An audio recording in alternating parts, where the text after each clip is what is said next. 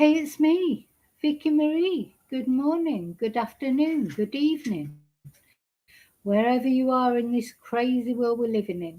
Well, listen, I've just come on to do a quick video. Some very good news tonight, I think.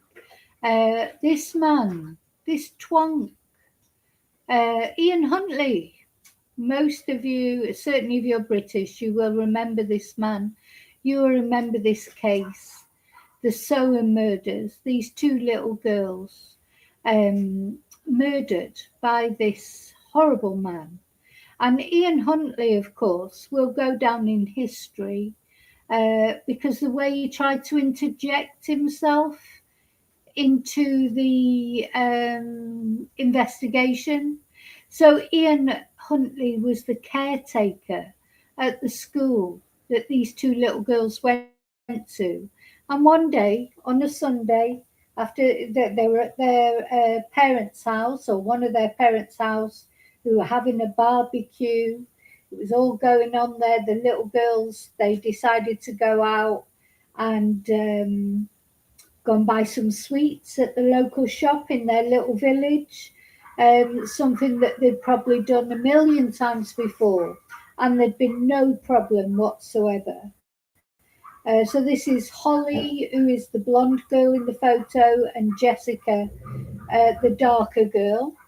And off they went to buy some sweets, and very sadly, they bumped into this twonk outside his house. It's not clear the full circumstances of how they ended up going inside his house.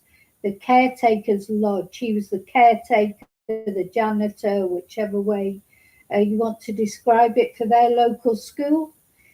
Somehow he got them inside the house. No, it's not very clear how he got them inside the house because we only have his word for it, because unfortunately he did take the lives of these two girls. So we don't have their story. We only have his story, which of course we can't believe really, because he tried initially, initially tried to say that they'd passed by his house, spoken to him, and off they went, and he didn't know where to. And then it turned out, transpired that they did go inside his house. He admitted that they went inside his house, but he made up a concocted story about one of the girls having a nosebleed and accidental death of two little girls. Anyway, I think we can gather that it was not accidental death. It was definitely red rum of both these little girls. And not only that, then off he went and took their little bodies. He took them to the woods. He burnt them, tried to destroy DNA. Thought that he went back to them later. The other thing that he did is he had a girlfriend at the time, Maxine Carr. Haven't got a picture of her actually to hand. Who is now free from prison. So although Ian Huntley has got maximum tariff, he will never come out of prison, not alive anyway. But his girlfriend at the time, Maxine Carr, that a lot of people think is just as guilty as he is. Personally, I do. I mean, I don't think she killed them, but she definitely helped him to cover up, in my opinion. But she is now released from prison. She was given a new identity. I believe she's married now with children. And anyway, hope she's having a miserable life personally, because I think she definitely knew what this man had done.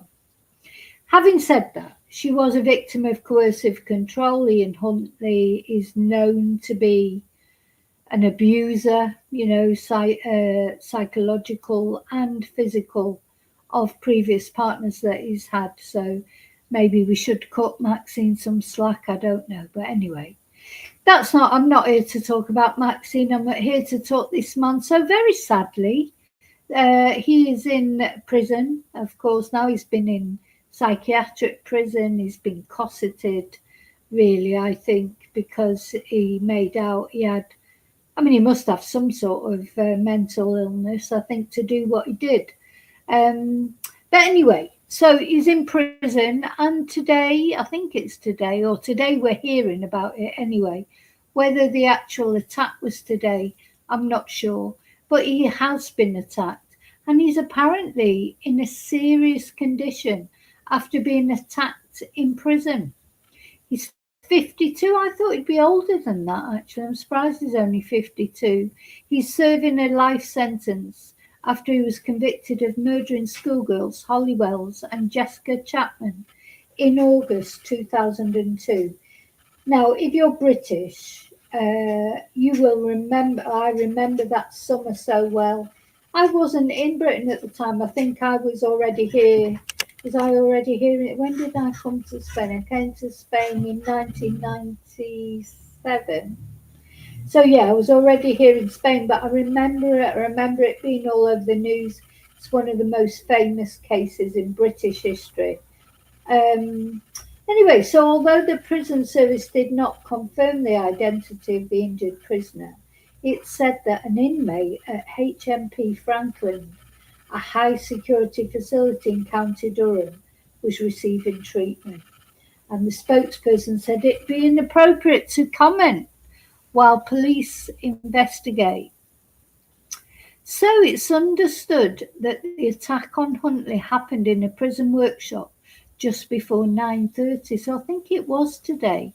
The Sun newspaper, which first reported the attack, said Huntley was beaten by him with a metal pole by another inmate, and an air ambulance was dispatched to HMP Franklin, but the North East Ambulance Service spokesperson said that the injured inmate was taken to hospital by road. Durham Constabulary confirmed that police investigation is underway and the detectives are liaising with staff at the prison. Police were alerted, I should say, to an assault which had taken place within HMP Franklin in Durham this morning. A male prisoner suffered serious injuries during the incident and was transported to hospital. So these are these little girls. Do you remember them in their Manchester United shirts? Even David Beckham did, an appeal because they were missing, of course, for quite a long time, a couple of weeks before their little bodies were found.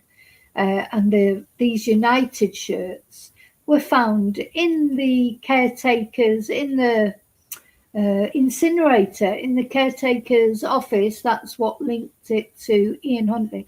I think he'd already been under suspicion. He'd been interviewed a couple of times, but where they didn't find the bodies. That's when they found the bodies, and that's when they found evidence. And then they found the shirts in the school, in the caretaker's sort of incinerator, in a room that Ian Huntley said was locked and he didn't have the key to, but of course he did.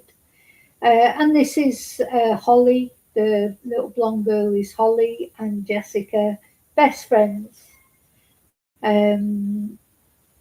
This was definitely one of those massive cases that, the whole of Britain and the world, to be honest, it did reverberate around the world, but it was in times before social media. God knows what would happen now. This was before social media and everyone got to know about it. And these two little girls were gone, two little 10-year-old girls. And he's the man who did it. He killed them, he murdered them. We will never know the full story, perhaps just as well, really, because it won't be, God knows what else he did to them at the end of the day. Nasty person. Huntley, originally from Grimsby, I don't know why that came up there, enticed both the schoolgirls into his home and murdered them before dumping their bodies in a ditch 12 miles away. And suspicions were raised about him after he gave detailed interviews to the media about Holly and Jessica. And 2 weeks after they disappeared, their bodies were found in a ditch near an airbase in Lakenheath, Suffolk. And Huntley, who was the caretaker at Soham Village College, was arrested and charged with their murders. And this is one of those cases where the home that Huntley lived in was like a tied home, to his job. It's been demolished now, so it's not there any longer. So during the trial at the Old Bailey, prosecutor Richard Latham described Huntley as ruthless and said his account of both deaths were desperate lies. He claimed that Holly died accidentally after falling into his bath, like you do, while he was helping her with a nosebleed. But he admitted he had killed Jessica by putting his hand over her mouth to stop her screaming, and he had told lies to police to cover his tracks. He also admitted dumping the girls' bodies in the ditch and trying to burn them. He was convicted on the 17th of December 2003. So we're looking at 23 years ago, more or less, or 22 years ago, following a trial at the Old Bailey. And he was ordered to serve a minimum of 40 years in prison before being considered for release, and he will not be eligible for parole until 2042. And I'm sorry, I just hope he doesn't make it to that. I thought he had a whole life tariff. Why hasn't he got a whole life tariff? Why? Anyway, he hasn't, then, according to this. So he's eligible for parole in 2042. Oh my God, so if he's 52 now, God, maths is not my strong subject. Where are we? 26, so 30, 12, 60, that's in 16 years. So he'll be 68. So he'll still be young enough to have a bit of a life. He's still, plenty of people at 68 might live quite a long time. So let's hope he doesn't get there. His girlfriend, Maxine Carr, a teaching assistant at the school, was also jailed in 2003. She was found guilty of conspiring to pervert the course of justice. She knew 100% what he'd done. She wasn't involved in the murder, I don't think, but afterwards she definitely was. So she was freed from jail and given a new identity in May 2004. So she's had 22 years of life. She's had children, apparently. And after his arrest, it emerged that Huntley, now aged 52, had been able to work with children despite being the subject of RAPE and SEX assault complaints. Yeah, and this was the other scandal about this. In the north of England, in Grimsby, in that area, he was well known as like having a penchant for young girls. He had various, complaints against him, and of course this was in a time where the databases weren't matched up. He went off to become the caretaker at that school, where Carr was the teacher's assistant, and he was given a job of caretaker at children's school, even though he already had complaints against him for offences against children or minors. So he'd been the subject of a series of complaints to police in Humberside, where he'd worked before. And anyway, so it led to an inquiry because of this case. One good thing that came out of it is it led to criminal checks on anyone working with children. And this time today is not the first time he's been injured while he's been serving time in prison. In 2005, he was scalded with boiling water at HMP Wakefield. He had been in the healthcare wing of the jail at the time of the attack. And in 2008, he was moved to HMP Franklin, which is a Category A, high security men's prison. And in March, he was attacked and slashed across the throat in 2010 by a prisoner who is said to have been armed with a razor blade. So he's a target. These kind of people, PDFs, they're always targets in prison because You might get the world, the worst type of person who's maybe even committed murder on themselves, but they do target these horrible PDFs, child RAPISTs and child SEX offenders. They don't like it, so I expect Huntley is always living on his nerves, never knowing when someone might come for him. It's a shame, isn't it? It's an absolute shame for him. So anyway, I thought I'd just come on and let you know that. So apparently he's in a very dangerous condition. He's in a serious condition. To be, don't honestly. I try and be empathetic to everybody, but I struggle to be empathetic to Ian Huntley. Just what he did, and not only what he did to these girls, what he'd done before is the way he sort of tried to sort of lie his way out of it. He's a very pathetic little man, but I should feel sorry for him because he deserves to be felt sorry for because he is pathetic. Um, but yeah, there you go. So he's in a serious condition. How serious is it? I wonder. Is it, you know, is it going to lead to his death? This sort of this. I'm in two camps. There's part of me that would quite like it if that happened. I'm sorry. I'm sorry. I'm sorry, God. Maybe I'm not supposed to say that, but there's part of me that would quite like it if Ian Huntley's miserable life came to an end. One, because of the money it would save the British taxpayer to keep him, rather than keep him in prison for another 30 years or however long he's going to be there. I don't know. I mean, to me, though, it's not up to me. It's to me, I don't know how Jessica and Holly's family feel about this. Would they want him to come to an end now, or would they want him to be miserable in prison for another 30 years or whatever? I don't know. And they're the ones with the right to, what's the word, to wish whatever on him. They have the right to do it. They're the ones lost their daughters. And, they not only living with the loss of their daughters and everything that they've missed, they won't see their daughters grow up, get married, have children, etc. But even more than that, this man,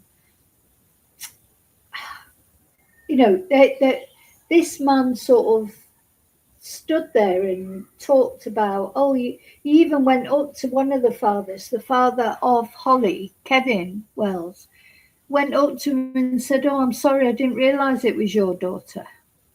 Before he got caught, obviously, he said, "Oh, I didn't realise it was your daughter."